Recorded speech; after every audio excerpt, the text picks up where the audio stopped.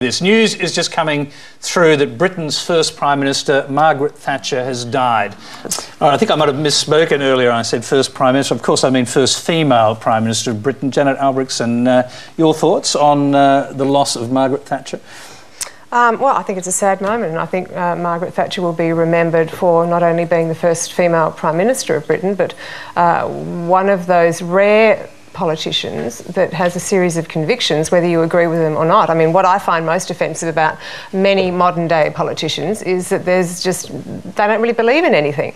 I'd much rather see, you know, a politician on the left who sincerely believes in a set of convictions than this sort of whatever-it-takes attitude that has set in on both the left and the right. And I admired Margaret Thatcher's convictions. I happen to agree with many of them, not all of them, but many of them. You know, occasionally when a country hits rock bottom, you really need a strong individual like Margaret Thatcher to make the really, really tough decisions. And she did that. You know, there were strikes, there were bodies heaped up in the streets because, you know, there were just strikes all over the place. And Margaret Thatcher was one of those people who believed in what she did. She came in and said, and she took on the unions.